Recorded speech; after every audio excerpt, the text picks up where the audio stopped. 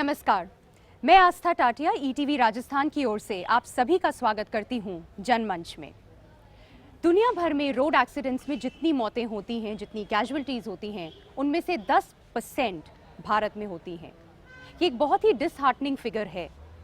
लेकिन यहाँ ध्यान देने वाली बात यह है कि थोड़ा अलर्ट रहने से, थोड़े रूल्स को, बेसिक रूल्स को फॉलो करने से, थोड़ा संवेदनशील होने से इनमें से कई हादसे हैं जो अवॉइड किए जा सकते हैं। और आज हम चर्चा करने वाले हैं इसी मुद्दे पर, सड़क सुरक्षा। हमारे साथ मौजूद हैं कुछ खास मेहमान। आप सभी का स्वागत है और स्वागत है हमारी जनता का। मैं शुरुआत करना चाहूँगी मंत्री महोदय से। मंत्री जी, हर साल लगभग 1,40,000 मौतें भारत में होती हैं रोड एक्सीडेंट्स में। बहुत ही एक दुखद आंकड़ा है ये। क्या प्रयास कर रही है सरकार? निश्चित रूप से मैं समझता हूँ कि ये बहुत चिंता का विषय है। लगातार इस परिप्रेक्ष्य में अभियान भी चलाए जाते हैं। अभियान चलाने के साथ साथ कार्यक्रम देकर स्पेशल ड्राइव के साथ हम ये कोशिश करते हैं कि भाई कम से कम इस प्रकार के हादसे हों। और लगातार मैं देख रहा हूँ कि पिछले 2 साल से जब से माननीय मुख्यमंत्री जी ने इस संवेदनशील मुद्दे पे अपना काम करना शुरू किया है, और इस वर्ष तो 2015-16 का जो वर्ष है, ये पूरा राजस्थान में हम लोग सड़क सुरक्षा की दृष्टि से मना रहे हैं। इस बार पहली बार यातायात विभाग ने एक ऐसा अभियान शुरू किया 2 अक्टूबर से कि ये देखिए कि पूरे ग्रामीण क्षेत्र में हर पंचायत मुख्यालय पर इस अभियान की शुरुआत की गई। और इस अभियान के द्वारा एक वार्ड पंच से लेके गांव के प्रत्येक आम आदमी तक यातायात नियमों की जानकारी वहां पहुंचे। वहां उन लोगों को समझाइश के साथ ये बात डेवलप करने की कोशिश की कि जब तक हम लोग कायदे कानून को नहीं समझेंगे तब तक इन दुर्घटनाओं में कमी नहीं ला सकते। बहुत सेंसिटिव इशू है, जिसपे मैं निश्चित रूप से मैं अपनी तरफ से ये निवेदन करना चाहूँगा आज आपके मंच के माध्यम से भी कि कम से कम हम सरकार के अभियान के साथ साथ, सरकार के नियम कायदे कानून के साथ साथ जनता भी कम से कम, यदि आम आदमी का सहयोग, यदि पॉजिटिव सकारात्मक रूप से सहयोग मिलता है तो निश्चित रूप से राजस्थान में और दुर्घटनाओं में कमी आएगी। वीपी सिंह जी, आपसे ये जानना चाहूँगी कि जनता है वो भी जागरूक हो, और कई सारे अगर आप देखेंगे जो कारण है वो मैकेनिकल फेलियर से नहीं, ह्यूमन फेलियर से एक्सीडेंट्स होते हैं जिन्हें टाला जा सकता है। क्या कर रहे हैं हम? पिछला वर्ष है वो पूरा सड़क सुरक्षा वर्ष घोषित किया गया था, और इस वर्ष में राज्य सरकार के स्तर पे हमें अनेक निर्देश मिले हैं और उनकी हमने पालना की है। जो सड़क सुरक्षा है इसको अपने को संस्कारों में डालने की ज़रूरत है, एक जन आंदोलन बनाने की ज़रूरत है, अपने व्यवहार में बदलने की ज़रूरत है। अपना जो डे टू डे जो अपना नेचर है, अपना जो समाज में एक दूसरे से मिलते हैं, अपने में एक अजीब प्रकार का उतावलापन है। एक नागरिक दूसरे नागरिक की सुरक्षा की, उसकी सुविधा की बिल्कुल भी परवाह नहीं करता, और उसका नतीजा है कि आप बॉडी टू बॉडी तो आप सर्वाइव कर जाते हो, एक दूसरे के जैसे कहीं भी लाइन में लगना हो तो अपनी लाइन में नहीं लगेंगे, एक दूसरे के टच होकर खड़ा होंगे, ये व्यवस्था है। लेकिन अगर आप वाहन चला रहे हो तो उसमें तो एक्सीडेंट होगा ही। तो अपने जो व्यवहार है, अपना तरीका है, अपने संस्कार हैं, सबसे पहले तो उसमें उसको बदलना पड़ेगा। पैदल चलने से लेके वाहनों के उपयोग करने वाला हर आदमी आज सड़क का उपयोग करता है, तो वो बिना वर्दी के सिपाही हैं। और हर व्यक्ति अगर अपनी जिम्मेवारी मानेगा, और जिस दिन ये बात आ जाएगी कोई भी मान लो लाल बत्ती को जंप करके जा रहा है और बाकी लोग उसको टोकने लग जाएंगे, जो लोग सड़क के सुरक्षा के पालना नहीं करते, आम आदमी टोकने लग जाएगा, उस दिन आप ये मानिए कि अपने सड़क सुरक्षा का अपने एम ऑब्जेक्टिव पूरा करेंगे और दुर्घटनाएं काफ़ी कम होने लग जाएंगी। सुरेंद्र जी, आपसे मैं बात करना चाहूँगी। लोगों की मान्यता है कि ट्रैफिक पुलिस कई बार कैजुअल हो जाती है। रिसर्चर्स ये कहती हैं कि जहाँ हमने स्ट्रिक्टली रूल्स, क्योंकि लॉज बने हुए हैं, जहाँ उन्हें फॉलो किया है, इम्प्लीमेंट किया है, वहाँ हादसों में कमी भी आई है। यातायात पुलिस का मेन रोल ट्रैफिक रेगुलेशन का होता है, और उसके साथ यातायात नियमों का जो उल्लंघन करते हैं उनका हम समय समय पर कार्रवाई भी करते हैं। लेकिन यहाँ एक बड़ा ट्रेंड देखा है, जैसे ही किसी वाहन चालक को हम रोकेंगे तो हम कहेंगे ड्राइविंग लाइसेंस निकालो, तो वो सबसे पहले अपने फ़ोन निकालेगा और अपनी अप्रोच शुरू कर देगा। इससे बात कराएंगे, फिर भी वो नहीं करेंगे, बात नहीं करना चाहेंगे, तो वो अभद्र व्यवहार का और अन्य कोई आरोप प्रत्यारोप शुरू कर देंगे। अल्टीमेटली उसका क्या करेगा, वो बार्गेनिंग पे आ जाता है। यदि कोई ट्रैफिक रूल्स का उल्लंघन करता है और उससे हो जाए तो वो रियलाइज करे और उसका जो भी कंपाउंड होता है या जो भी चालान होता है उसको करवाए और अपना चला जाए। तो ट्रैफिक पुलिस का भी टाइम जो वेस्टेज होता है उससे बहसबाजी में या फ़ोन से टॉकिंग करने में वो भी बचत होगा। तो हम यही कोशिश करते हैं कि मैक्सिमम लोगों को जागरूक करें और रूल्स का फॉलो ही करें तो बेटर रहेगा। गिरीश जी, ये एक बाबोसा करके जो मैं यहाँ देख रही हूँ, ये क्या कैंपेन है, आप मुझे बताएं। क्योंकि बाबोसा राजस्थान में एक सम्मानजनक करेक्टर माना जाता है, तो इस हम गेटअप में हमारे एसोसिएशन के सारे सदस्य पूरे राजस्थान में हम ये बाबोसा के गेटअप में लोगों को यातायात नियमों की समझाइश कर रहे हैं, उनसे रिक्वेस्ट कर रहे हैं कि भाई आप यातायात नियमों को पालन करें, क्योंकि दुर्घटना रोकना बहुत ज़रूरी है। इसलिए बहुत ज़रूरी है कि उनको यातायात नियमों के बारे में बताया जाए।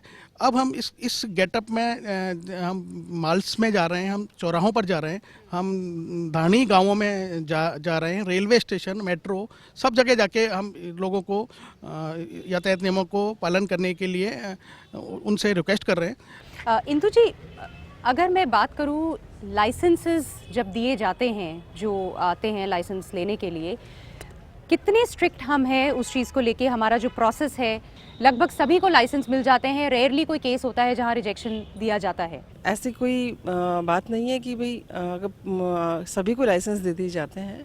जो पढ़ा लिखा व्यक्ति, आज का हर पढ़ा लिखा व्यक्ति है जो लाइसेंस लेने के लिए आता है और टेस्ट पास करता है, टेस्ट पास करने के बाद ही उसको लाइसेंस दिया जाता है। अच्छा, तो हम उसमें बिल्कुल स्ट्रिक्ट हैं? बिल्कुल स्ट्रिक्ट है। आजकल कंप्यूटराइज्ड हो गया है सारा सिस्टम, और कंप्यूटर भी आप जाके आप देखते हैं, खुद देखते हैं, आप देखिएगा, आप भी एग्ज़ाम देने जाते हैं तो कंप्यूटर पे सारे क्वेश्चंस आते हैं, आपको क्वेश्चंस आएंगे जो तो आप सही आपको लाइसेंस मिल जाएगा। अगर आप को उसमें से कम क्वेश्चंस आएंगे तो आप पास फेल भी हो सकते हैं। ओम जी, आपके पास आऊँगी मैं और ये जानना चाहूँगी कि कई सारे कारण हैं जिनकी वजह से ये हादसे होते हैं, सड़क दुर्घटनाएं। ड्रंकन ड्राइविंग भी है और आप इररिस्पॉन्सिबल तरीके से ड्राइव किया जाता है।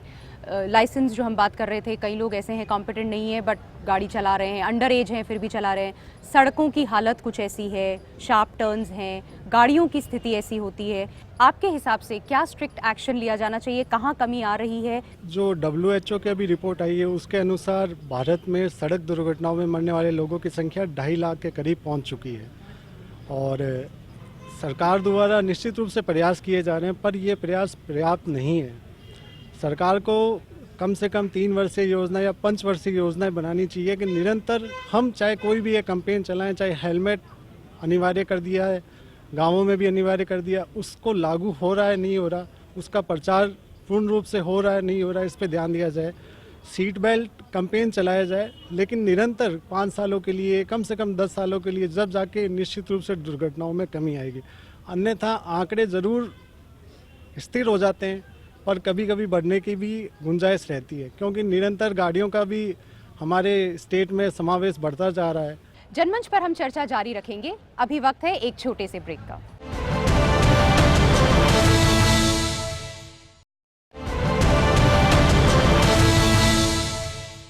ब्रेक के बाद स्वागत है आपका। गोपाल जी, ट्रक्स की अगर मैं बात करूं तो कई ऐसे केसेस सामने आते हैं जहां रैश ड्राइविंग होती है और उसके साथ में ट्रक्स की हालत, अगर उनकी हेल्थ की बात की जाए तो काफ़ी पुराने, हमने पोल्यूशन के टाइम भी ये बात की थी। सबसे जो मेन कारण है वो ओवरलोडिंग का है।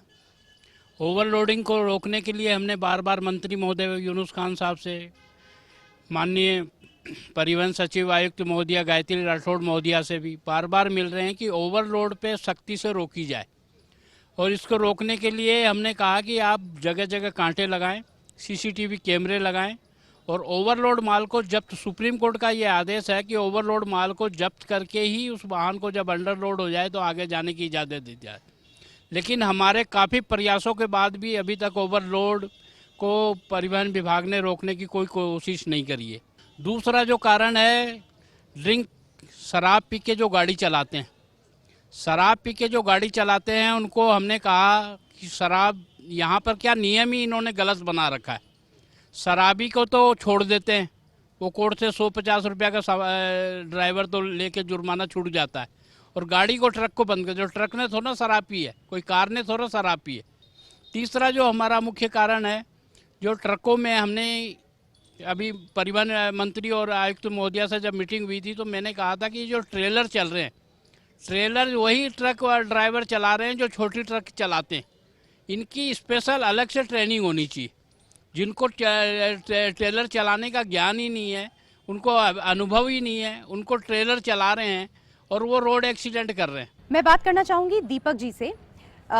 दीपक जी, जो अभी हमारे अतिथियों ने भी ये बात कही उठाई, और कई बार ये देखा गया है कि जो भी डिफ़ॉल्टर्स हैं उनको आगे तक, अंजाम तक वो नहीं पहुंच पाते हैं। अगर हम चाहे अभी गोपाल जी ने जैसा बताया, ट्रक्स है तो उनके केस में जो ड्राइवर्स हैं उनको एक्शन नहीं लिया जाता, कहीं ना कहीं करप्शन की भी हम बात कर रहे हैं। उसके बाद में जो लीगल एंगल है उसका, तो ये देखा जाता है कि वो छूट जाते हैं, एक्शन नहीं होता। इसलिए कहीं ना कहीं एक धारणा बनी हुई है कि ठीक है, अगर हो भी गया तो क्या फ़र्क पड़ता है। अपने भारतवर्ष का कानून इन चीज़ों को लेकर बहुत सख्त है जी। और टाइम टू टाइम इनको लेकर धाराएं भी बढ़ाई गई हैं और अमेंडमेंट्स भी किए गए हैं। अब ये एक अलग बात है कि जब ये इस तरह की दुर्घटनाएं होती हैं, उसके बाद जो चालक है वो अपनी जो उसने निर्धारित मात्रा से ज़्यादा ली हुई है उसको गलत तथ्यों के साथ पेश कर देते हैं।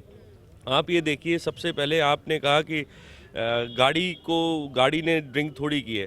ऐसा नहीं है। चलाने वाला जो ड्राइवर है उसके साथ आपको ही थोड़ा सख्ती से पेश आना होगा।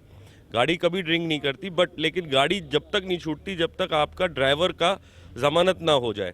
तो कानून में तो बहुत प्रावधान है। आप ये देखिए 304A और 304 को कितना स्ट्रिक्ट बनाया गया है। अगर किसी भी भारी वाहन जिससे कि दूसरे की सुरक्षा को खतरा हो, वो इमीडिएट उसके अंदर जब्ती का प्रावधान है, 3 से 6 महीने की सज़ा का प्रावधान है। अब रही बात लाइसेंस को जब्त करने की, और ये कानून ये डिपार्टमेंटल है। बेसिकली इसके लिए राज्य सरकारें अपने अपने लेवल पे कार्रवाइयाँ करती रही हैं। आर.के. गर्ग जी, मैं आपसे बात करना चाहूँगी। और किस तरह से कई बार ऐसा देखा गया है कि लोगों को बेसिक रूल्स के बारे में ही नहीं पता, ट्रैफिक को लेके जो रूल्स हैं या मोटर व्हीकल रूल्स हैं या जो भी है, क्योंकि रूल्स बने हुए हैं, लॉज अपनी जगह पर हैं, लोग अवेयर नहीं हैं, चीज़ों के बारे में उनको आइडिया नहीं है। विभाग द्वारा समय समय पर हम लोग इस रोड सेफ्टी के ऊपर पूरे वर्ष से काम कर रहे हैं, और इसके अंदर हमने जगह जगह स्कूल में लेक्चरर्स दिए हैं, जगह जगह हमारे इंस्पेक्टर, जो हमारा फील्ड स्टाफ है जो फील्ड में रहता है, जो उसमें हम प्रचार सामग्री भी बराबर बांटते रहते हैं, और स्कूलों में बेकायदा स्लाइड शो, पिक्चर शो और उनको समझाइश वगैरह का जो बच्चों में है, और स्कूल जो कॉलेज लेवल के बच्चे हैं उनको भी हम इस प्रकार की चीज़ें बताते रहते हैं कि बेटा इस प्रकार चलेंगे तो आपका जीवन सुरक्षित रहेगा, हेलमेट का उपयोग आप इस प्रकार करेंगे तो आपके लिए सुरक्षित रहेगा। ऐसा नहीं है, हम लोग रोड सेफ्टी पे बराबर विभाग बहुत जागरूक है। ट्रेनिंग की अगर बात करते हैं, क्या ये ज़रूरी नहीं है कि जो एक ड्राइविंग लाइसेंस के लिए जाता है या उसकी तैयारी करता है तो बहुत ही स्ट्रिक्ट ट्रेनिंग उसकी होनी चाहिए? हमने भी इतना सख्त कर रखा है, और डिपार्टमेंट के साथ हम मिलके, और उसके बाद ड्राइविंग स्कूल बहुत अच्छा काम कर रही है रोड सेफ्टी के ऊपर। अभी हम रोड सेफ्टी को देखें तो अभी हमारे ड्राइविंग स्कूल जितनी भी गाड़ियाँ हैं उन पे स्टिकर वगैरह लगा के साल भर उसको पूरा अभियान की तरह काम कर रहे हैं। डॉक्टर रामकेश, जो एक्सीडेंट्स की जब हम बात करते हैं, जो लोग आसपास से जा रहे हैं, कितनी बार हम देखते हैं कि वो अटेंड ही नहीं करते हैं कि पता नहीं हैरेसमेंट होगा आगे, और ऐसे कई केसेस भी सामने आए पास्ट में जहां उन्हें ढंग से जो एक रिस्पांस मिलना चाहिए, मेडिकल साइड से मैं बात कर रही हूं, वो नहीं मिल पाता है। क्या कहेंगे इस बारे में? जो भी मेडिकल से जुड़ा हुआ आदमी है, for example doctor, ward boy, nursing staff, anyone related to hospital और medical treatment, it's an emergency. Within few minutes and few second you can save the life. कुछ ही क्षणों के अंदर अगर आप अच्छे से रेस्पॉन्स देते हैं तो आप एक ज़िंदगी को बचा सकते हैं, और विद इन मिनट्स अगर रेस्पॉन्स नहीं मिला तो अपन उस आदमी को, उस पेशेंट को लॉस्ट भी कर सकते हैं। हाथों हाथ विद इन मिनट्स रेस्पॉन्स देना चाहिए और पूरा इमीडिएट इमरजेंसी केयर प्रोवाइड करना चाहिए। मैं मंत्री महोदय के पास आना चाहूँगी। मंत्री जी, ये जो बात आती है कि हम सब, ये सबकी, जो हम जन आंदोलन की बात कर रहे हैं, ये सबकी जिम्मेदारी है, पर कई बार देखा गया है कि जो आपने अभी डॉक्टर साहब ने बात की कि इमरजेंसी होती है, ये उस टाइम सबसे इम्पॉर्टेंट है कि जब तक डॉक्टर नहीं आ रहा, मेडिकल फैसिलिटीज़ नहीं मिल रही है, जो भी मौजूद है वो फर्स्ट एड प्रोवाइड करा सके या CPR दे सके। पर एज इंडिविजुअल्स हम में से बहुत सारे लोग हैं जिनको इसकी नॉलेज ही नहीं है, क्या फर्स्ट एड हम दे सकते हैं। तो क्या ये ज़रूरी नहीं हो जाता कि इसको हम कहीं ना कहीं स्कूल लेवल पे करिकुलम का एक पार्ट बनाएं, क्योंकि तभी ये चीज़ ऊपर तक चलेगी, धीरे धीरे आगे बढ़ेंगे। क्योंकि हम ये सोचें कि एक कैंपेन चलाकर, और अगर हम लोगों को बताएं इस तरह से होगा, और उससे सडनली लोगों में जागरूकता भी आ जाएगी, ये शायद एक पॉसिबिलिटी नहीं लगती है। ये स्कूलिंग एजुकेशन का एक पार्ट बन चुका है। इसको इसी का एक पार्ट बना के जोड़ दिया गया है, क्योंकि वेरी फर्स्ट टाइम जब बच्चा स्कूलिंग टाइम में होता है तो निश्चित रूप से उस टाइम उसको जो अवेयरनेस और जो उसकी जानकारी मिलेगी, क्योंकि वो रात दिन फैमिली के बीच में रहता है, और जैसे फैमिली में वो गार्जियन के साथ जाता है, पेरेंट्स के साथ जाता है, तो सबसे पहले क्वेश्चन ये आता है कि पापा सीट बेल्ट लगा लीजिए या हेलमेट लगा लीजिए। तो हम वहीं से उसकी शुरुआत करने के लिए हमने ये अध्याय शुरू कर दिया गया है। और मैं तो कहना चाहता हूँ, जैसा कि अभी वकील साहब ने फरमाया, गोपाल जी ने जो बात कही, मैं इस बात से कब सहमत हूँ, क्योंकि एक व्यक्ति को, जिसको कि हम लोग इतनी बड़ी रिस्क पे काम लगा रहे हैं, एक ड्राइवर के लिए, भाई ठीक है गाड़ी शराब नहीं पीती, लेकिन जिसको हमने एम्प्लॉयमेंट दिया और जिसके के ऊपर पूरा लाखों का ट्रांसपोर्ट का जिम्मेदारी देते हैं, तो उसको कम से कम इस चीज़ के लिए तो हम बाइंडिंग में ला सकते हैं, इस चीज़ में बाइंडिंग में ला सकते हैं कि कम से कम तुम्हें मेरे चार्ट के, मेरे ड्यूटी के अनुसार आपको कुछ इन नियमों की पालना करनी है। फर्स्ट ऑफ ऑल, यदि हम लोग ड्रिंक के लिए अब उसको मना करेंगे तो निश्चित रूप से जब वो ड्राइविंग पे नहीं होगा तो वो ड्रिंक नहीं करेगा। अगर उसको ड्रिंक के लिए कोई बात है तो अपने घर पे जाकर जब ड्यूटी से ऑफ हो जाए तब जाके वो अपनी पर्सनल लाइफ में कुछ भी करे, उसके लिए हम कुछ नहीं कहते। इन सब बातों के बारे में मैं समझता हूँ कि यदि घर से ही शुरुआत होती है तो इस पर काम होगा। और माननीय मुख्यमंत्री जी और राज्य सरकार के द्वारा इस वर्ष, तो मैं समझता हूँ कि पहले भी अपनी बात को कहा है कि पहली बार ग्रामीण क्षेत्र पे हमने, आज हमारे वो पंपलेट्स देखिए, जो यातायात विभाग के जो पंपलेट्स हैं, उस पर हमने एक रूल्स की जानकारी देने की कोशिश की। मतलब एक पूरी उसमें लीफ में, मतलब पूरा आपको कानून क्या है, आपको ड्राइविंग के क्या नियम है, ट्रांसपोर्ट में आपको चलाने के लिए रेड लाइट्स पे, येलो लाइट्स पे, ग्रीन लाइट्स पे, हर चीज़ की हम लोगों ने जानकारी दी है। जनमंच पर हम चर्चा जारी रखेंगे। अभी वक्त है एक छोटे से ब्रेक का।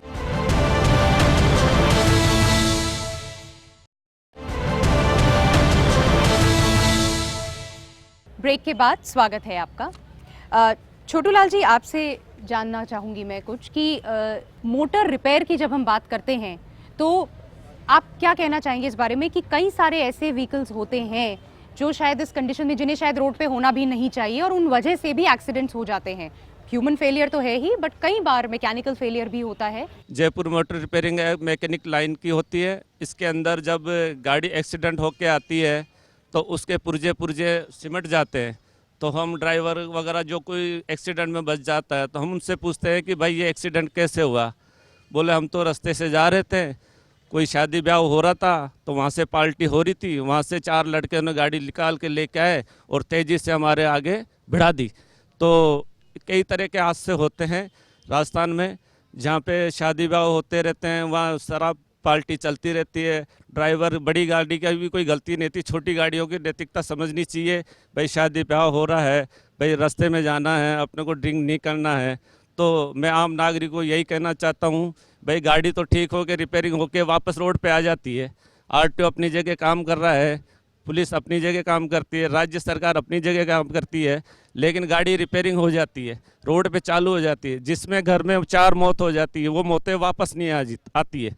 तो ट्रैफिक पुलिस को भी इसमें दोषी नहीं ठहराया जा सकता है। ज़्यादा तो देखा जाए तो शराबबंदी के ऊपर लागू किया जाए।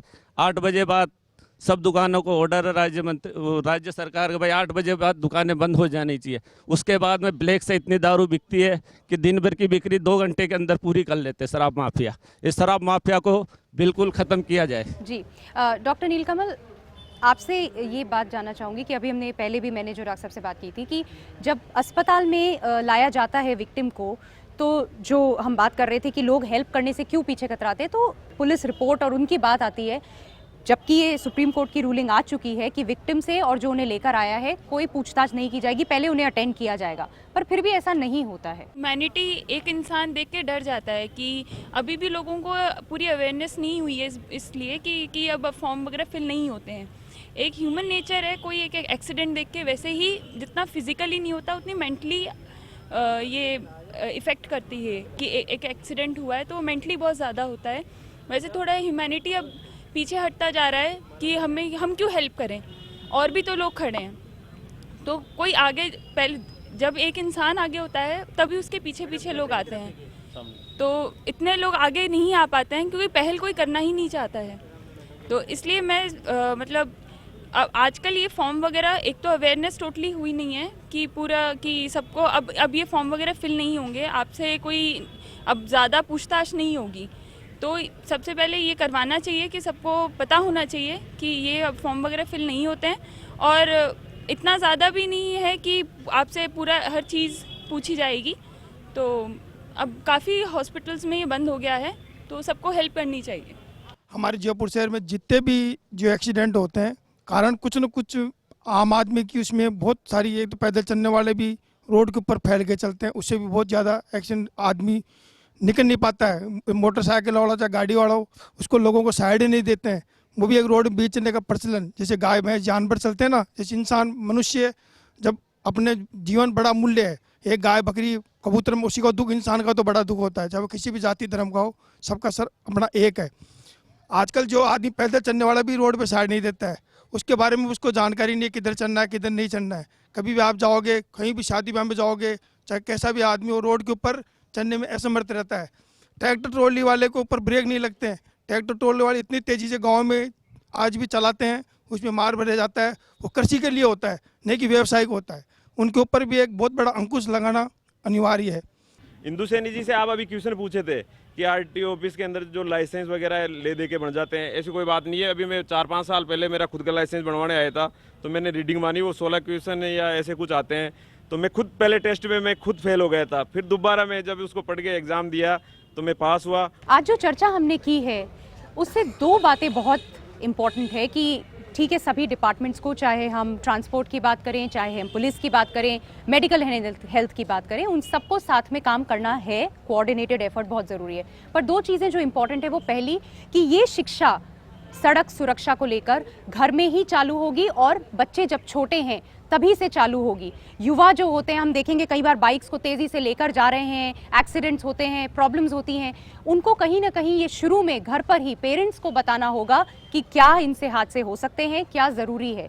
और दूसरी बात जो ज़रूरी है, एक एग्जाम्पल मैं लूँगी, जापान के अंदर छोटे छोटे बच्चे 4-5 साल के बिना अपने माता पिता के, बिना किसी हेल्प के अकेले बाहर जाते हैं। 8-9 साल के बच्चे सामान भी खरीद के ले आते हैं, कोई उनको ज़रूरत नहीं है, रोड क्रॉस करने में भी प्रॉब्लम नहीं होती। और उसका रीज़न सिर्फ एक है कि हर इंसान वहाँ पे ही अपनी जिम्मेदारी समझता है कि ये बच्चा, इसे कहीं प्रॉब्लम नहीं होनी चाहिए। तो अगर उस तरह की रिस्पॉन्सिबिलिटी हम ये अपने अंदर ले आए कि सड़क पे चल रहा हर आदमी हमारा अपना है, हर बच्चा हमारा अपना है, तो शायद ये हादसे बहुत कम हो जाएंगे। क्योंकि जब ऐसी कोई न्यूज़ आती है कि लोगों की डेथ हो गई, फैमिली, हम सब दुखी भी हो जाते हैं, रो भी लेते हैं, लेकिन फिर हम लौट जाते हैं अपनी ज़िंदगी में। और फिर तो क्या हम इंतज़ार कर रहे हैं कि हमारे अपना कोई जाए, हमारे घर में हादसा हो, तब हम चेतेंगे? बहुत ज़रूरी है कि हम इस चीज़ पर ध्यान दें, अपने अंदर वो संवेदनशीलता लाएं, तभी ये हादसे कम हो सकते हैं। जनमंच पर आज इतना ही। बहुत बहुत धन्यवाद।